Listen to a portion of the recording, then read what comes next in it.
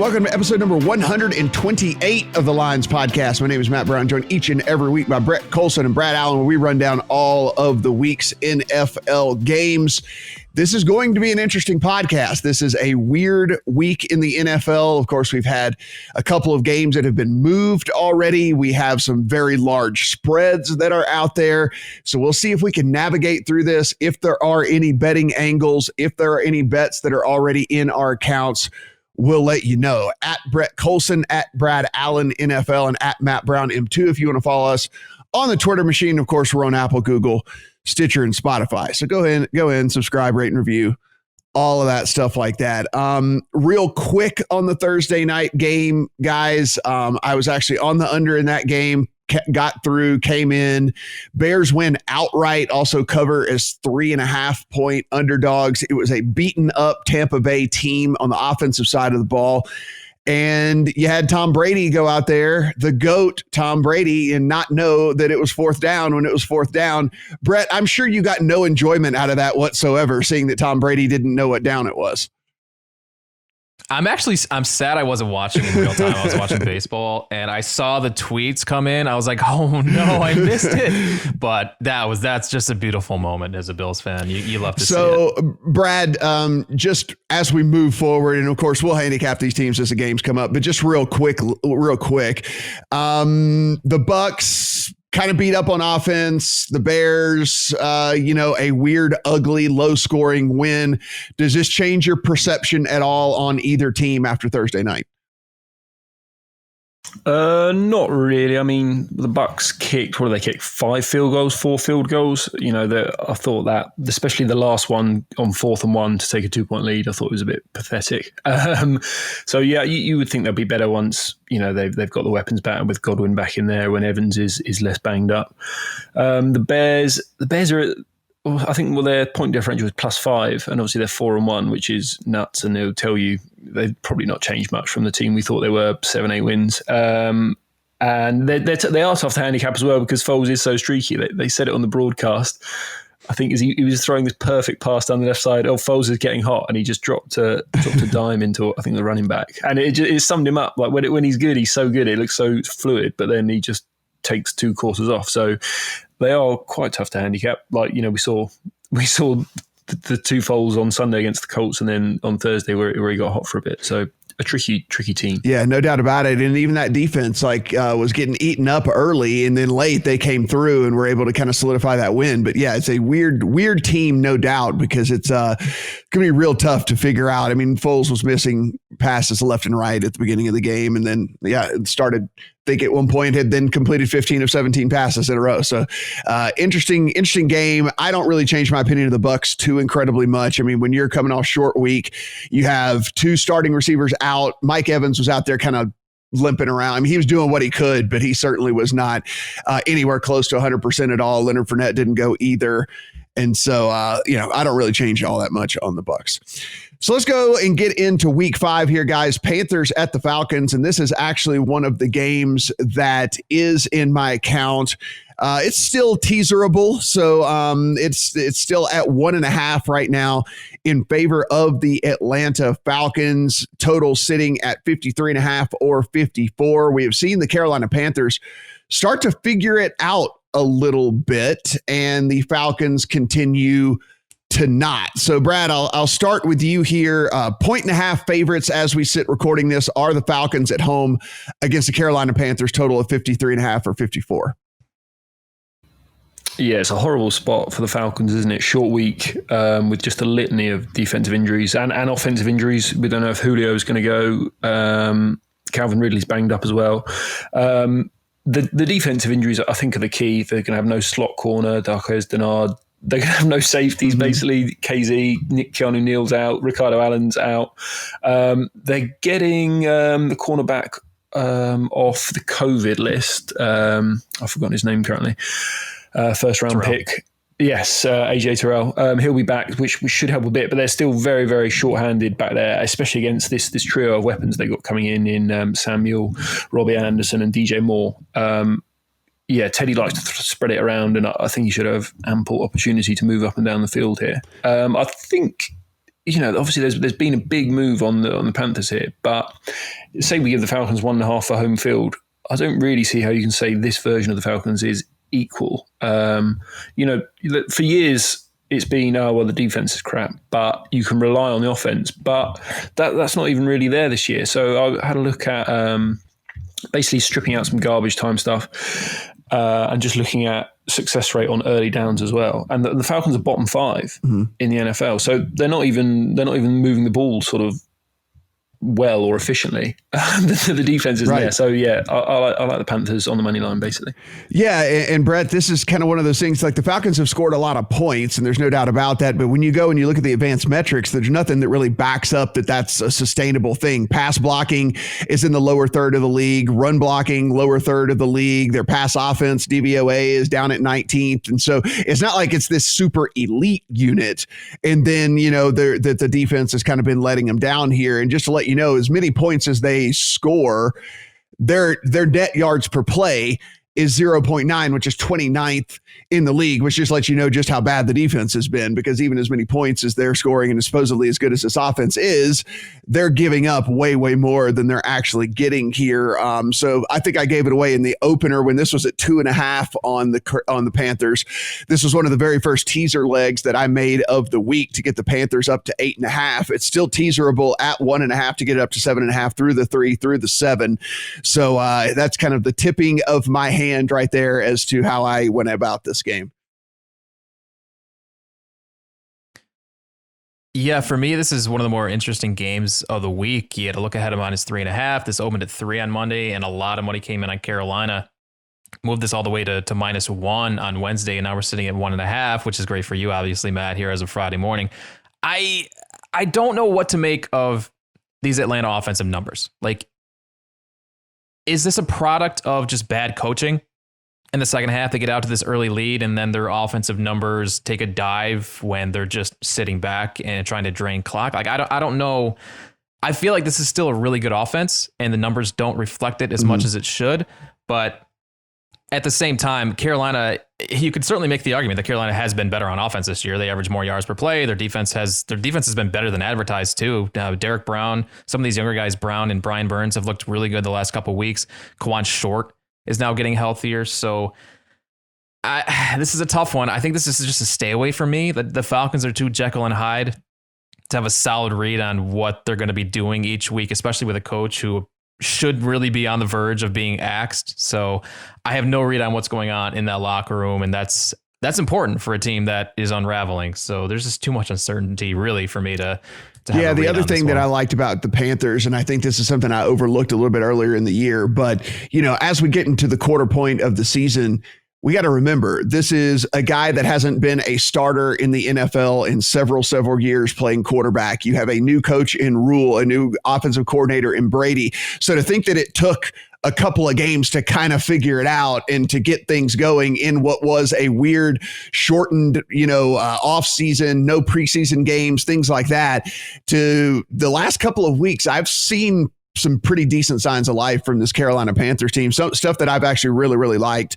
And so, to think that they're only going to continue to get better, I think is probably my right line of thinking here with this Carolina team, especially with all those weapons that Brad mentioned on the offensive side of the ball. And with the Falcons, giving up 341.5 passing yards per game right now.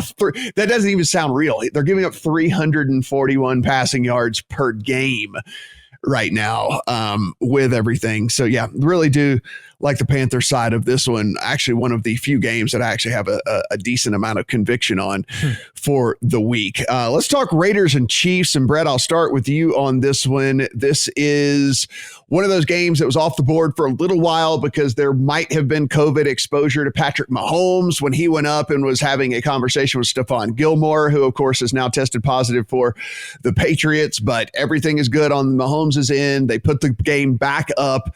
It is sitting as 11.5 point favorites for the Kansas City Chiefs.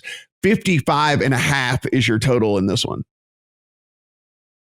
By the way, speaking of COVID exposure, apparently all the Jets players and coaches were just sent home because of a positive test. All right. Breaking news. So there we have it. That's fun. Anyway, Yeah, back to this one. It's a lot of points, but the Raiders offense has actually been really good this year. They're 10th in DVOA offense. But do we trust John Gruden to attack the Chiefs' biggest deficiencies on defense, that being the linebackers and safeties in the middle of the field? I don't know. That's kind of why I liked the Raiders last week. I thought that they'd be able to capitalize on the Bills' weaknesses, and they just didn't. So, Kansas City has allowed more yards per carry than all but 2 teams in the NFL this year, and that had, some of that has to do with the game flow, but you have to slow Mahomes down. You have to keep him off the field. But year after year, they just play right into the hands of Andy Reid's game plan. And the Chiefs know if you force Derek Carr to play catch up, you're forcing him to attack the strength of that Chiefs defense. I just don't like the looks of a negative script for Derek Carr here. So it's a lot of points, but it's probably not enough for me to hop on the Raiders. Brad, we know what John Gruden really wants to do, and he would prefer to run the ball, and he would prefer to bang Jacobs into the line 30 times a game, if at all humanly possible.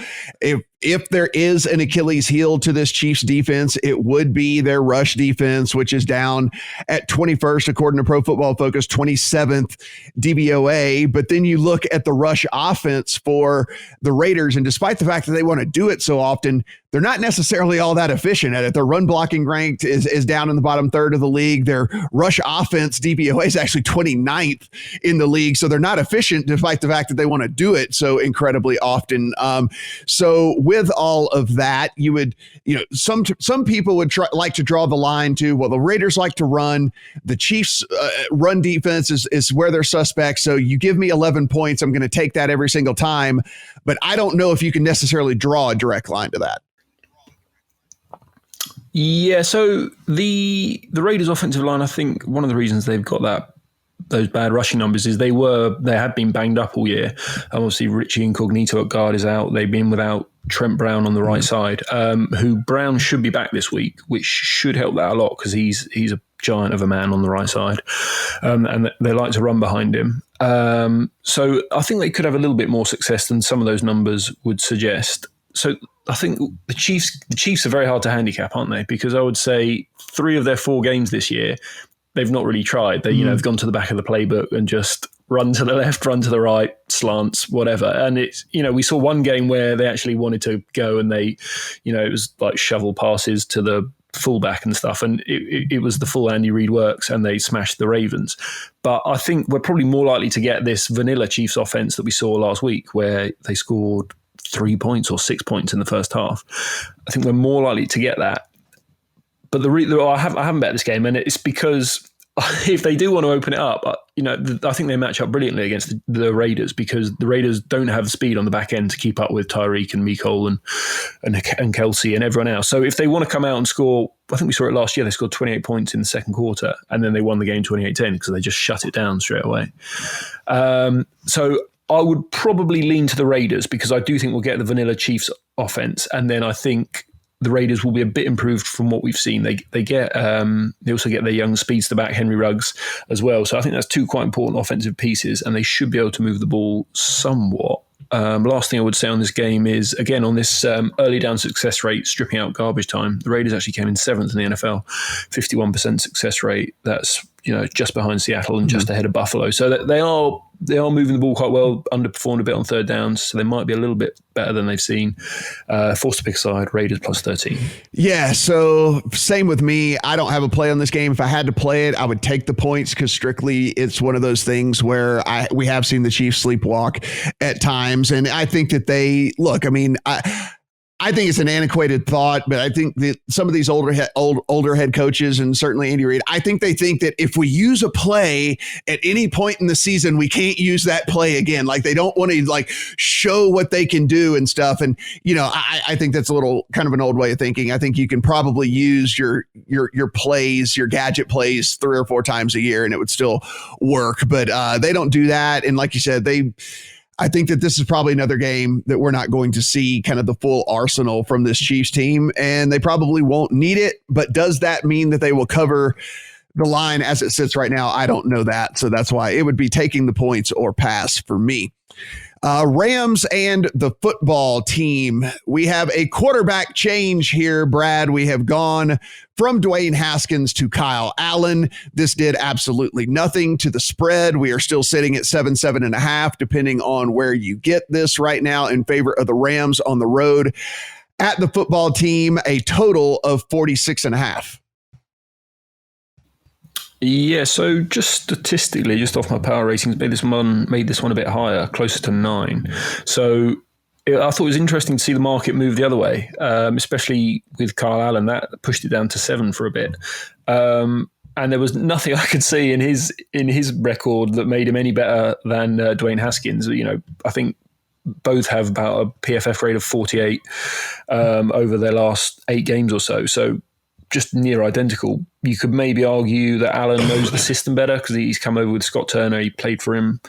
And I think he's a bit of a Nick Foles, where he will let it fly and he will play within the system and let the weapons make a play. But ultimately, he's just not that accurate. He's a poor man's Nick Foles, which isn't a good thing to be, really. And he is turnover prone as well. So I think no upgrade, personally. And then I think the big mismatch here again is this Redskins interior offensive line. Obviously, they lost their best player there, Brandon Scherf, a couple of weeks back. And that interior is going to be going up against Aaron Donald and Michael Brockers. And when you've got a relatively immobile quarterback back there, I don't think the Redskins are going to move the ball very well. And just on the other side of the ball, I don't really know what to make of the Rams, because first 3 weeks of the season, they were superb and everyone's Sean McVay's back. But then they were under 300 yards last week and they got 55 on basically that game-winning play from Cooper Kupp. So they really struggled to move the ball against a just putrid Giants defense. And the concern is that this Sean McVay scheme was figured out last year. He figured out the adjustments and adjusted again, and it was flying for the start of this season. But have his adjustments been figured out? Because it is a concern if you can't move the ball on the Giants, because this Redskins D is slightly better than the Giants. They've got a better D-line at least. So I do have some concerns about the Rams being able to move the ball as well. So I stayed away from this game, but would prefer the Rams side. Brett, we take a look at the Rams, and if you look at their offensive advanced metrics, DVOA loves them. Pass offense 8th, rush offense 1st overall. They have been converting on third down. They're 4th in the league in third down conversion percentage, 6.1 yards per play, which is 7th overall in the league. Really, it was kind of this last week, which I kind of identified more as just a bad situation for the Rams as opposed to poor performance with the travel and all the things that was going on with all of that. So I'm not really holding it against them. And I actually think it's a little bit underrated Giants defense as opposed to being putrid. So I'm a little bit more, I'm not as down on the Rams, I think, here, as it seems like Brad is. 7 points as we sit right now. What do you think about the Rams on the road at the football team?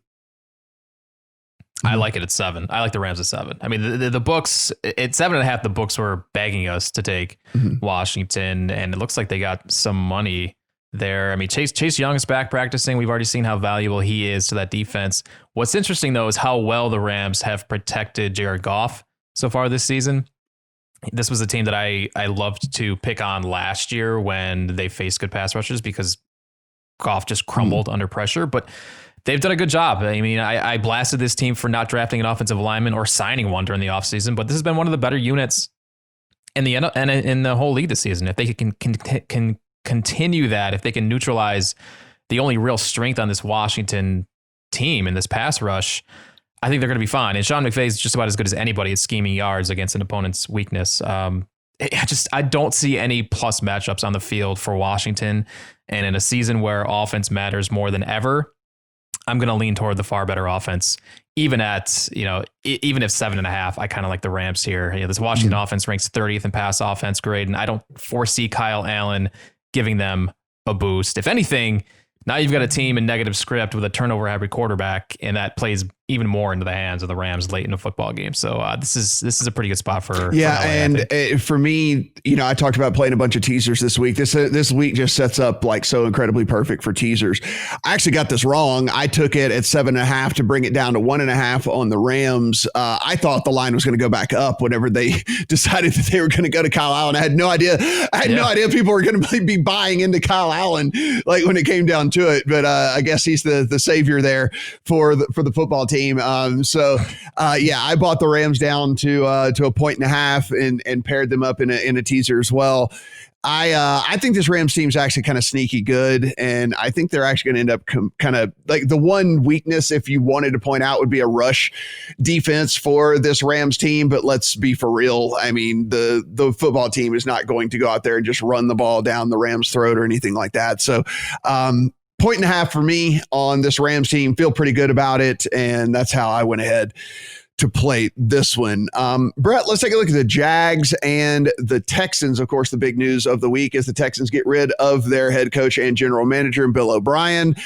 Is this a good thing? Because we hear a little bit later, there was actually kind of a player revolt that was going on behind the scenes against him, apparently led by J.J. Watt.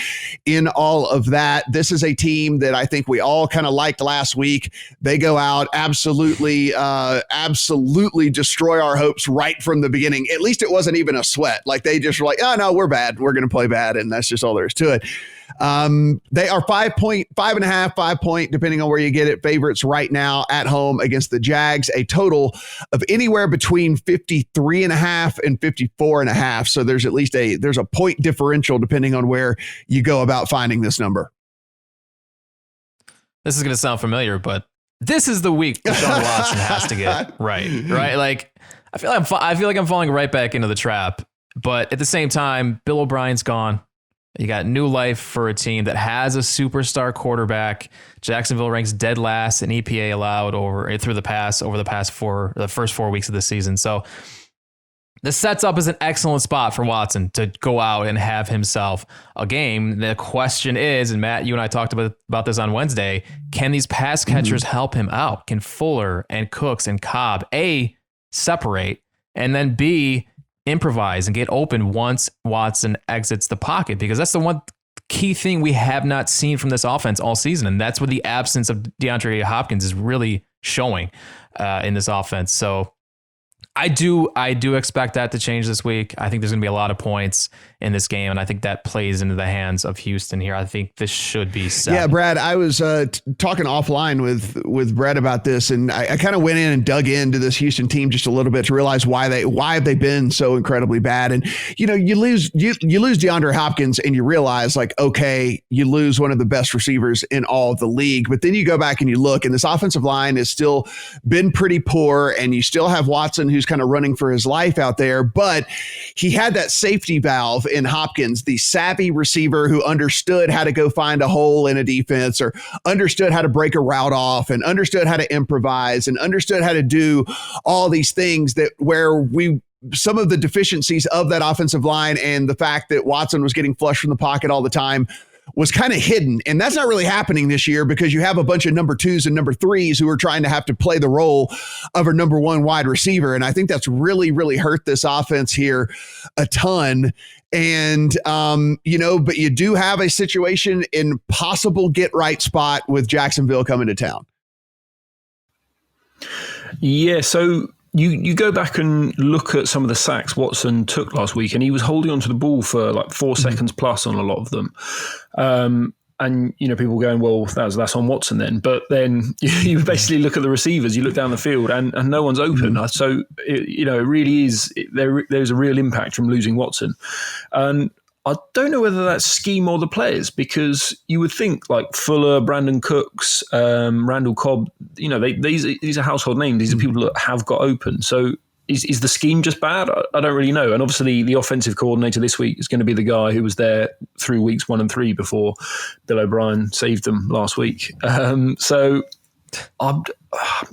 think the big story here is the Jags injuries, basically. They should get their centre back, which we like, Brandon Linder. Their left tackle is questionable. I'm not sure about him. And then defensively, DJ Hayden is on IR. He went out last week. then there's Miles Jack. He's limited practice. He's going to be huge if he plays. So I do need to see this Jags injury report. I think if those players play, I'll probably prefer the Jags side here because, again, this early down success rate metric I was talking about, they're actually 9th in success rate. So they're moving the ball offensively. And you remember last week they were smashed in from +3 at the Bengals all the way down to kind of 1 at kickoff almost. And they were in that game before they suffered all these injuries, before they lost 2 corners, Miles Jack and the left tackle. So I think they're probably a little bit hard done by that final score. So as I say, if I see all those players in there, or at least Miles Jack and the 2 offensive linemen, then I quite like the Jags to move the ball and keep this one close enough to cover 6 or so. Yeah, if this were to get to 6, I would probably be more interested in the Jags. Sitting at that no man's land at 5.5 right now, I'm a little less so inclined to play, but something's got to give here. The Texans have given up more sacks than anybody in the NFL, and the Jags are only getting 1 sack a game. So it's a weakness against a weakness here, and Will the Jags win out on? I mean, Watson's already been sacked 16 times this season. It's crazy to think that, but already been sacked 16 times through the short season here. I'll be looking for a 6 if one pops on Jacksonville. If not, will definitely be one that I'll just kind of sit out here. Let's talk about the Cardinals and the Jets. The Cardinals, a team that I'll admit I had gotten a little wrapped up in, a little enamored with when you look at all the highlight plays that you see from Kyler Murray. And that just, even when you've done it for as long as I have, it still sticks in your brain and it clouds your judgment. And they came back down to earth, and rightfully so, because when you dug into the advanced numbers, they were not actually all that efficient and they were not actually all that good. And so, Brad, they head on the road here against a Jets team that's going to be starting Joe Flacco at quarterback because Sam Darnold is out. A total of 47 and a half in this one. Yeah, I mean, as Brett says, we don't know exactly whether this game is going to be played. So I won't spend too much time on it. I think the key here, there was the Jets beat reporter, Rich Cimini. He had an article up this week saying basically Flacco, he's barely practiced in the system at all because he had a neck injury throughout the offseason. The offensive line we know is terrible. Flacco's a statue in there anyway. He doesn't know the system, and the Cardinals pass rush is actually surprisingly good. It's kind of 12th in adjusted sack rate, I think. So they should be all over him. The Cardinals, they're quite efficient in terms of success rate. They're about 12th in success rate, but they're not getting any explosive plays. It's all dump offs and sort of 8-yard digs to Hopkins. So can they get more explosive plays? I think if they start putting Andy Isabella in there more, he's got a history of explosion or explosive plays. So I think it's a relatively easy fix. And I'm kind of buying Cliff Kingsbury. We saw last year they really struggled the first months of the season, and he rebuilt the offense around like 2 tight end sets about running the ball, which they're not running the ball well either, apart from Kyler. So I do kind of trust him to make the necessary adjustments and keep moving this team forward to get them, as you say, they're mid-pack offensively currently. And they've definitely got a higher ceiling than that. So, I quite like the Cardinals -7 if we get a game. Right. And it seems like maybe that is definitely up in the air now. By the time you're listening to this thing might have already been canceled. So sorry if that's the case. Brett, Jets dead last in net yards per play. No shock there that they're dead last in net yards per play. Nothing really at all to get excited about with this team. Every offensive metric, they are down towards the bottom of the league. Dead last in just straight yards per play. Of course, net yards per play as well. They are dead last. Third down conversions down at 28th in the league. So they're not moving the chains at all.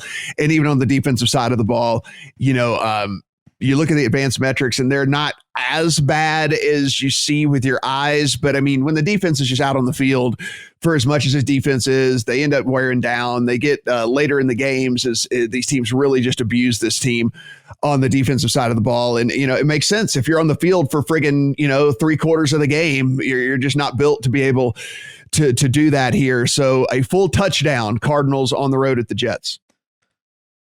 Yeah, it's a shame this one might not get played because this is one of the few sides I actually like this week. Probably a good buyback spot for Arizona coming off 2 straight losses. Their stock has plummeted. The look ahead here was 8.5, and now we're looking at 7, and that's with the Jets rolling out their backup quarterback. Arizona's offense has been stagnant 2 straight weeks against bad defenses, so that's a major concern. But as we saw last Thursday, this Jets secondary has to be the worst in the NFL right now. Like the way Brett Rippon just picked apart Pierre Desir last week, it's mind-blowing how bad this coverage unit is. So if Arizona can get any of these supplemental weapons going, Kirk, Fitzpatrick, like Brad said, like Isabella, let this guy run some skinny posts down the field, just outrun this Jets secondary. I can't see New York getting many stops. Yeah, same with me. I think I kind of gave it away as well. Like Arizona's side, this is also a prime teaser leg as well. If that's how you want to go about playing this week with all these big spreads, I cannot see an outright win in any scenario for the Jets here. And so you get the Cardinals down to 1 point, and it would be very tough for me to see a way that ticket doesn't cash for you, at least on that leg of your teaser. The Eagles are heading to the Steelers. We have another touchdown game here, Brett, a full touchdown in favor of the Steelers. 44.5 is your total, which in today's NFL is microscopic. That used to be like the normal total that we would talk about, and now we're looking at a 44.5 total and thinking how small that is. Ben Roethlisberger did come out this week and said he didn't like what went on with, how he felt like they got the short end of the stick with all this COVID thing, that they, had a bye week that was later on in the season that got taken away from them. That now earlier in the season when they were still relatively healthy, of course, these teams kind of like it more middle of the season where they have that week to get healthy after they've been banged up for several weeks. He also said he didn't like the way that it kind of cut any momentum that they had. We're talking about Ben Roethlisberger that, again, had not taken a snap in the NFL since week 2 of last season. And he was saying that they were just kind of starting to figure things out on the offensive side of the ball, and then they had to shut it all down and get going again. We saw a win from the Eagles last week, but again, against another team that's completely beaten up in the 49ers. So what do you take from all of that? And are you willing to lay a touchdown with the Steelers at home? I am, and it's gross. This is 2 straight touchdown favorites that I like. This is just the NFL in 2020, I guess. I see this as a great spot to fade the Eagles off a win. Wentz against that depleted 49ers front 4 last week had his most efficient game of the season, despite he only threw for 193 yards, but that was the best we've seen out of Carson Wentz all year. And now he gets the best pass rush in the NFL. They've had extra time to prepare for him, and Wentz is one of the worst quarterbacks in the league when he gets pressure in his face. Like the Steelers they blitz more than any other team in the NFL and have 2 of the better edge rushers in the league. The only way Philly stands a chance here is if they can offset that pressure with screens, quick releases, but do they have the weapons?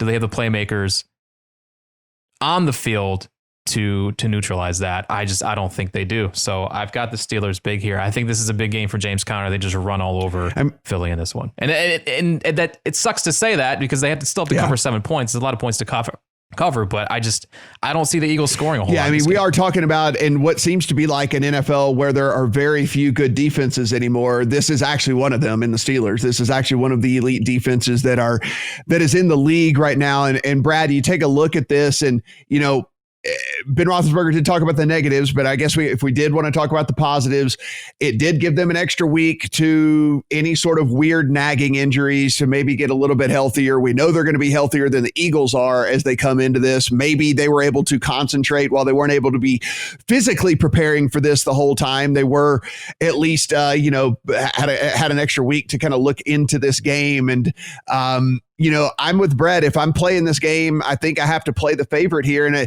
it's weird, but we're just in a time right now, I think, where the haves and the have-nots, it's never been a greater gap, right? And so you look and you see, and you're like, what do you mean the Steelers are a touchdown favorite over the Eagles? The Eagles won last week. You say, yeah, the Eagles won last week against another team that was literally putting out kind of their B squad. So it's weird to say that I'm like, if it's either the home touchdown favorite or nothing, but I kind of feel like it's the touchdown favorite or nothing for me. Yeah, I'm in alignment with you two here. I mean, the Eagles, we probably say that was their best performance of the season. They were outgained 417 yards to 267, yards per play 6 to 4.5. Against the backup quarterback who was just missing wide open receivers. First play of the game, he had Juszczyk for 50 yards and just missed him. Like no one was near him. And I mean, Mullins, that's probably the worst quarterback performance I've seen all year. And they still went for 400 yards against these Eagles. Yeah, I think the key mismatch, as Brett pointed out, is that Steelers D-line. It's first in every pressure metric, basically, first in sack rate and everything, against an Eagles offensive line that's pretty makeshift at the minute. I think it was sort of 3 or 5 new starters on Sunday night. Lane Johnson was in and out of the lineup. He's by far their best player on that line. His game time decision, he might go, he might be gimpy if he does go. So either way, Wentz is going to be under siege back there. The good, I guess, on the Eagles side, reasons for optimism. Wentz is just running around a lot more. That's possibly one for player props. If you find an over 15.5, it looks like he's going down the Ryan Fitzpatrick route of just body on the line, throw yourself, right. Towards the first down line, whatever it takes, because his weapons aren't there at the minute. Jeffrey and Deshaun Jackson both practicing again. It's tough to put too much faith in that because neither of them have managed to stay on the field for any length of time. So it's likely he's going to have the corpse of Zach Ertz and Greg Ward out there again. So yeah, the weakness of the Steelers' defense is in the secondary, but I just don't see that they have the weapons to take advantage of it. I like the Steelers -7 as well. Yeah, same here, guys, and we'll disagree on some stuff here along the way, but this just lines up too incredibly perfectly for the Steelers, and you would like to think that the more games they play, the better they're going to get on the offensive side of the ball as well. I think if there's anything that's been lacking for the Steelers is just consistency on the offensive line, and we're only through a few games, but it makes sense when you talk about a quarterback that was out as long as Ben Roethlisberger was. And Juju Smith-Schuster wasn't on the field all that much last year either with all of his injuries. And so a lot of guys kind of getting back into the swing of things here. And you would think, if anything, that the Steelers will only get better. So again, lay in the wood here with the big home favorites. And here's another opportunity if we want to go that route. Brad, I'm gonna go ahead and just let everybody know on this one. This was a stay away pass for me. This big number, I understand it could be kind of a name your own score type situation for this Ravens team if they wanted it to be, but as good as Burrow has been in his short career and having, the couple of weapons that he has at the wide receiver position and Joe Mixon and all that, like this Bengals team just seems built for backdoor covers. And that's what scares me about this. Unlike last week where I felt comfortable in laying with the Ravens, I do not so much this week against this Bengals team, which is why I passed.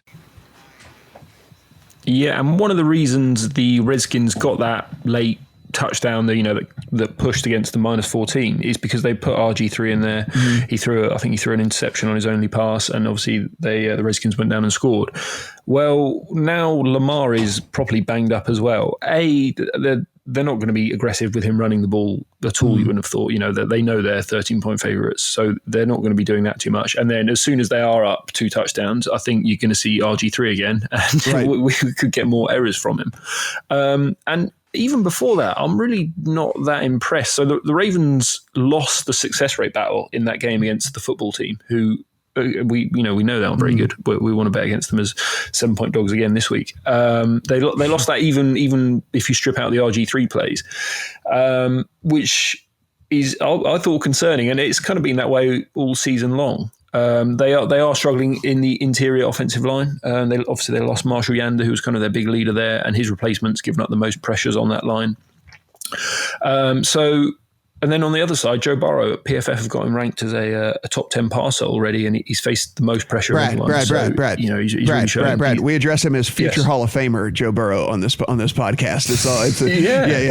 It's future Hall of Famer Joe Burrow. Sorry, Joey covers. I think everything sets up really nicely, if you ask me. there's no way the Ravens are going to try and like put the pedal down here and get away. They just want to get out with a win. And Joey's going to be slinging it around all day back there. So, I love the Bengals. So what we've seen here, Brett, is they're okay with Joe Burrow throwing the ball 45, 50 times a game. Like we've seen that. They're not worried about that at all. And so you see these big numbers here. There is still a 13 out there at PointsBet. That it's tempting as hell to me to take the Bengals here.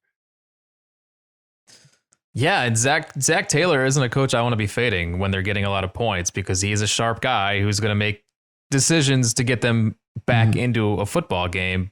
The key to this game is going to be Burrow gets this blitz, and the game script facing Taylor and Joe Burrow, if they fall behind early, is kind of dicey. I mean, like you guys said, Burrow has faced more pressure than anyone. He's been hit or sacked more than any other quarterback in the NFL, and the Ravens blitz 46% of the time. That's second highest in the NFL behind only the Steelers. And the Bengals, they allow pressure on 26% of his dropbacks, which is the fifth highest. So it's a fascinating matchup from that side of it, but you got the question mark with Lamar Jackson and his health. And if the Ravens just, they don't want to crush the throat of Cincy and just get out of here with a win. That's a factor too. So this one's a tough one. I want to love Cincy, but at the same time, I don't love the matchup. Like you need a creative, sophisticated scheme to break down this Ravens defense. And are the Bengals there yet? I'm not sure. Yeah. I'm not sure. So we didn't. I'm mention undecided the on this total. game. You can find a 51.5 out there.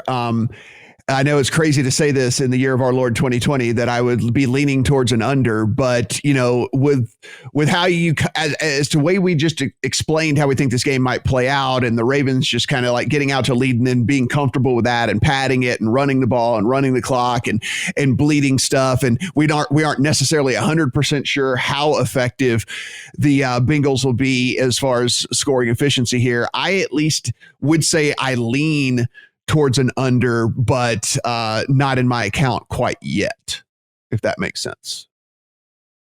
But I did say that I lean towards an under in 2020, which is pretty crazy.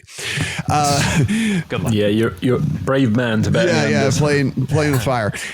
Miami Dolphins and San Francisco 49ers. This is a 9.5. Well, actually, you can find, this is why we talk about having multiple accounts here and being sure that you take advantage of that.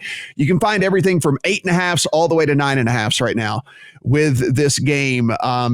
49ers being favored at home here, Brett. The Miami Dolphins 51.5 is the total in this one. They did have to come out and give a vote of confidence for Ryan Fitzpatrick to start for them this week, which I thought was weird. I didn't know that they were going to be turning to Tua this early in the season, and certainly didn't know that was even a consideration for week 5 in the season, but they had to come out and say, hey, Ryan Fitzpatrick is still going to be our starter this week. 49ers did get some decent injury news. There were, a lot of their guys at least were starting to practice again. We do know that Deebo Samuel was able to get back on the field last week. He was limited snaps, but you think that his workload would continue to increase as well. So the 49ers starting to ease back into what the 49ers of, entering the season might look like. Do you think, though, that the Dolphins keep this thing within double digits? I don't know. I went on my rant earlier this week about Miami and Brian Flores and how this is going to be a tough team to back as dogs all season because of their lack of urgency to go for it in situations they need to. They are getting healthier. It looks like they get Byron Jones back this week, but this is a tough spot, traveling across the country against a team that is apparently getting its starting quarterback back. They got George Kittle back. He looked awesome last week. Deebo Samuel, it looks like he has an illness, but he should be back again this week. So the 49ers are getting healthier, and they're up against the wall. 2-2 record in the best division in the NFL, arguably. I mean, they're already 2 games behind Seattle in that division. And Miami just doesn't match up well with San Francisco in what their build is on offense. This is a pass funnel to the middle of the field, and that's where Shanahan eats with Kittle and this run attack. So, I'm just lining up with favorites all week. It hurts, but I don't see Miami keeping this close. Yeah, Dolphins, Brad. I mean, look, 5 field goals last week. I mean, just like I don't know. I don't know exactly what their strategy is and what they're playing for here, because you got to win games. I mean, and they're just basically playing to stay in games, which I typically don't like to back teams like that. But at the same time, I'm not fully bought into what the 49ers may or may not be putting out on the field. So this was actually one of the very first games that I crossed off this week. And so no play for me on anything with this one. Well, it looks like we've got one Miami, one San Fran, and one in the middle, because I think I quite like the Miami side here.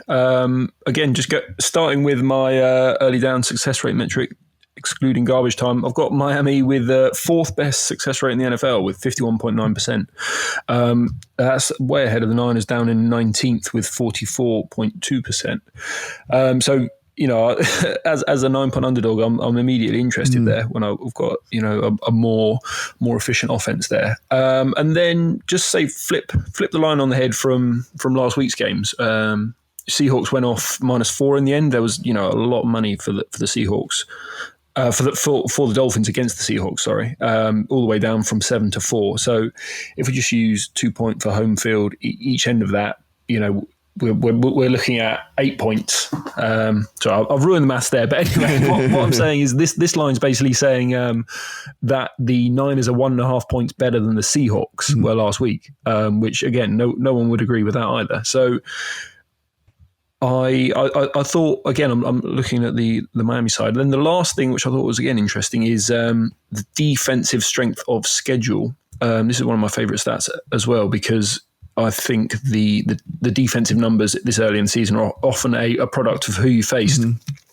So I've got San Fran with the easiest defensive strength of schedule in the league through 4 games, and I've got Miami with the hardest strength of schedule through 4 games.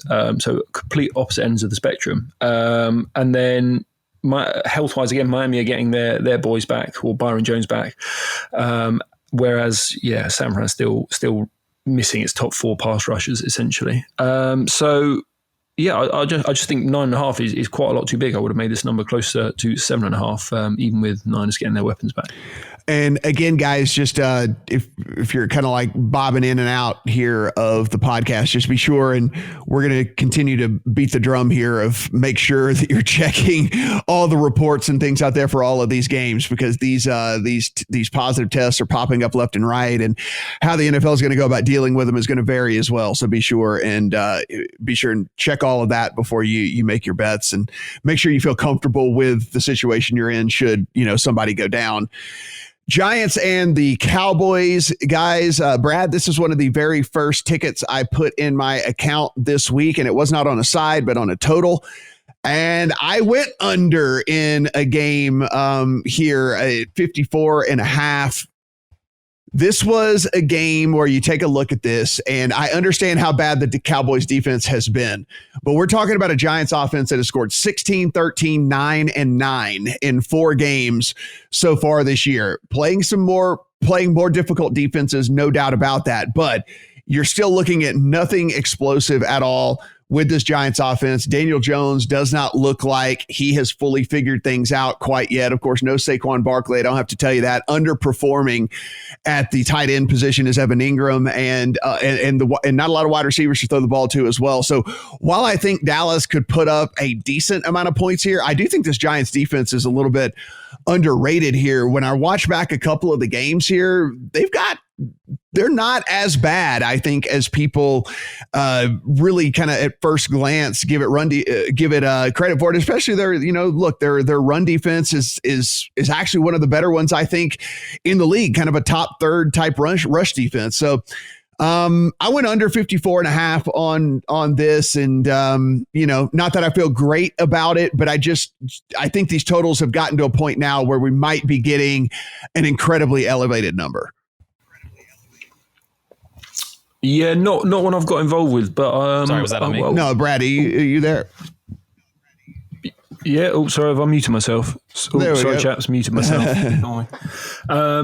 So not one I've got involved with, but I take your point. Again, Giants early down success rate, they're dead last in the NFL. So we've seen the Cowboys put up these gaudy numbers as well, but they've done a lot better in garbage time. So again, when excluding that, I've got them at 10th in success rate. When the game is close.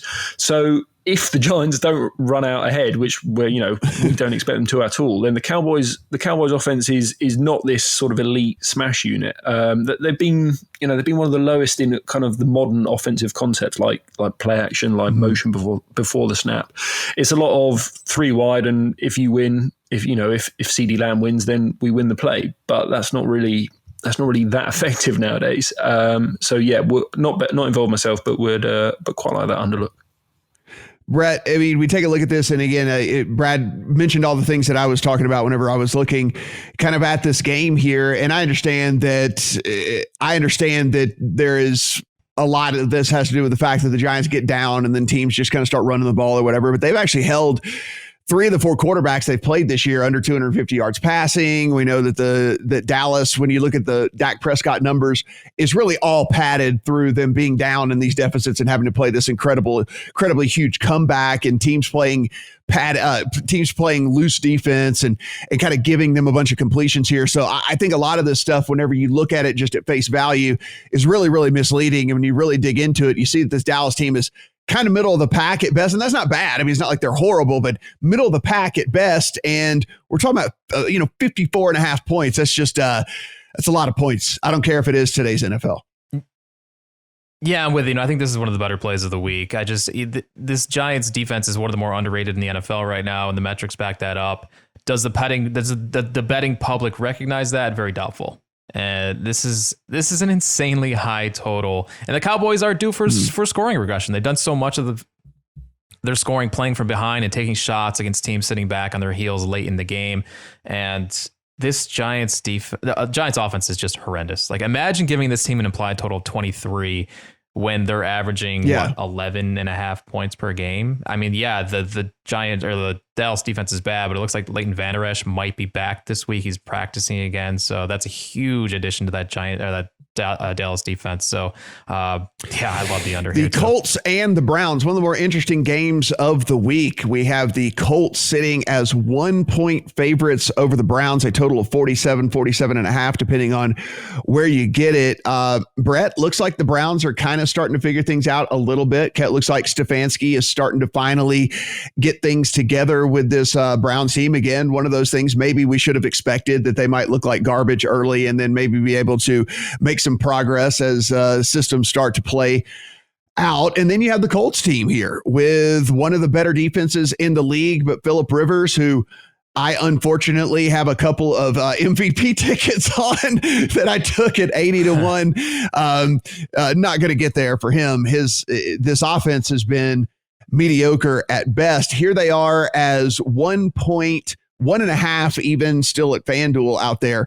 Road favorites going to Cleveland here. Pretty interesting game. Maybe one of the more interesting matchups of the week. Yeah, it is. And the line was a bit baffling to me at Cleveland +2 early in the week. It's on the move now, and I think this might actually close with the Browns as a favorite. So, I mean, if you like the Browns here, I would highly advise betting it now, even though it's not going to move through any key numbers. But still, I mean, you might get them as a 1-point dog here. But Cleveland's offense has just been so much better than Indy's, and in a season where offense matters so much, I will gladly take the Browns here on the money line, or however you want to bet it. I mean, even coming off that dominant performance on the road last week, I can't buy into some of these metrics that tell me Indy is a top 3 team in the NFL. Not with this offense. Like, this defense has been excellent, but they really haven't been tested yet either. And now they get it with an explosive offense that may be putting it together.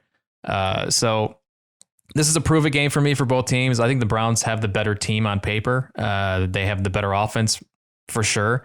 And they're getting a point at home right now. I don't have a whole lot of conviction in a lot of plays this week, but this is one of them. I really like the Browns here in this spot against a team that is getting some undeserved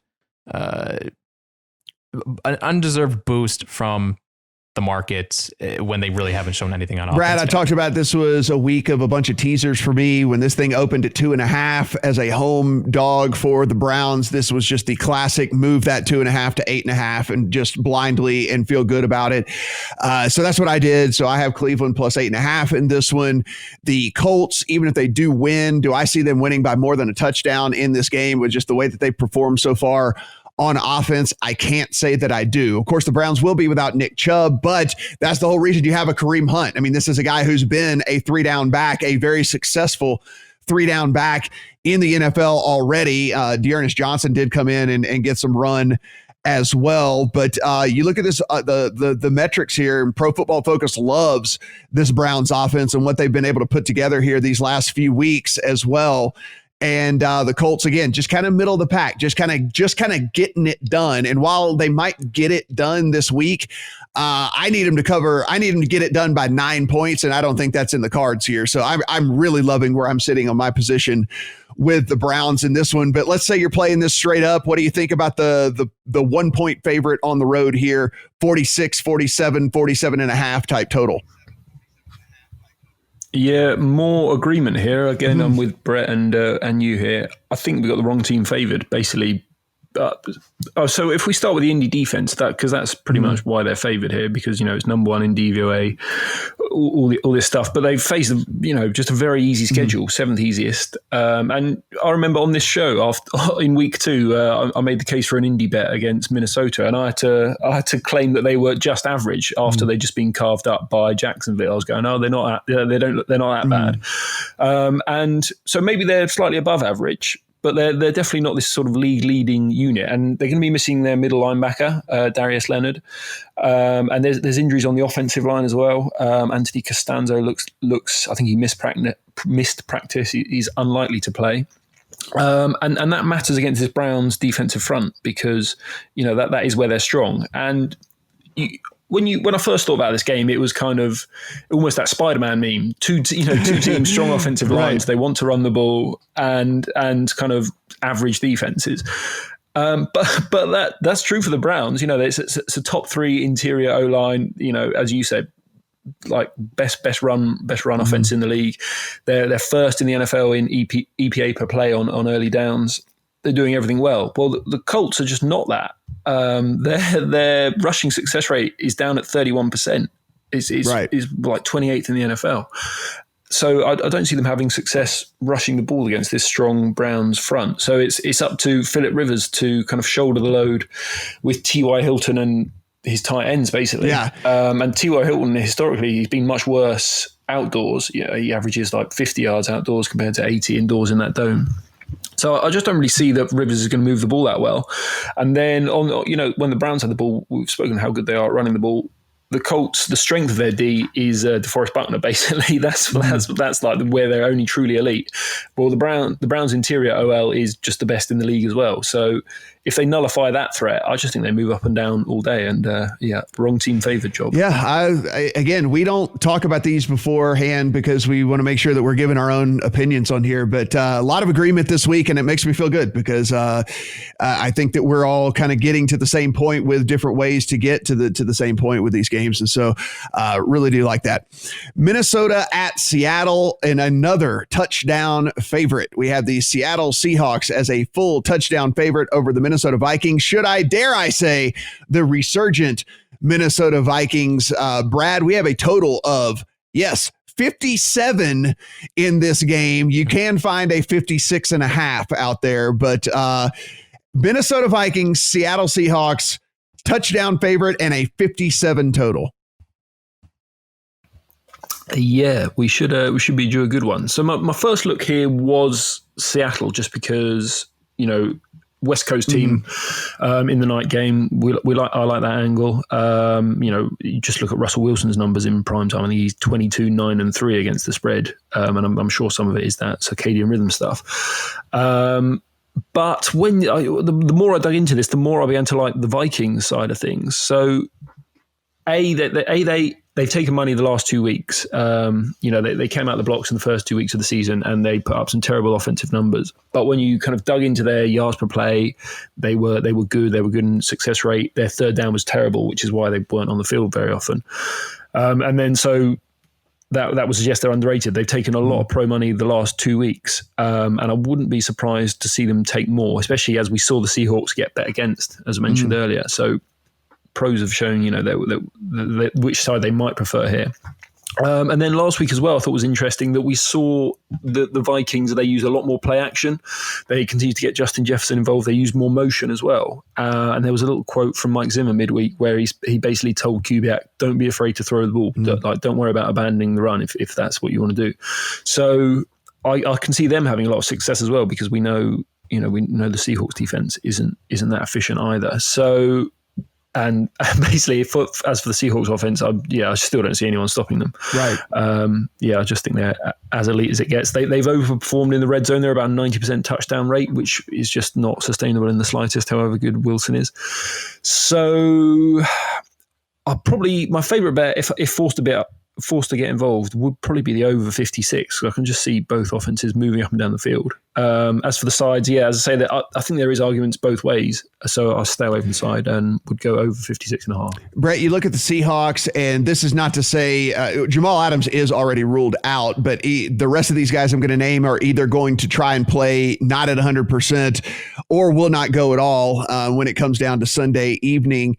It's going to be Dwayne Brown, Jordan Brooks, Shaq Griffin, Bobby Wagner, all of these guys that have done limited practices or did not practice throughout the course of the week. So a Seahawks team that it could be, a defense that's been bad anyway, it could be even more shorthanded when they go out there. Again, I hate to continue to just echo the same thing here, and I don't want to be an echo chamber as a podcast, but we're just going to give you our thoughts on this, and no matter how you think, it's same with me, man. It's either Vikings or pass for me. I'm going to take the touchdown or I'm going to pass. I think that the Vikings are going to be able to move the ball up and down the field and score here. Listen, we talk about home field advantage and what it means, and there are places where home field advantage is much bigger than other places. Seattle is one of them, and there's not going to be home field advantage in this situation. There's not going to be so incredibly loud where they can't, change calls at the line, and they're not going to be able to hear things. There's going to be all these false starts and stuff like that.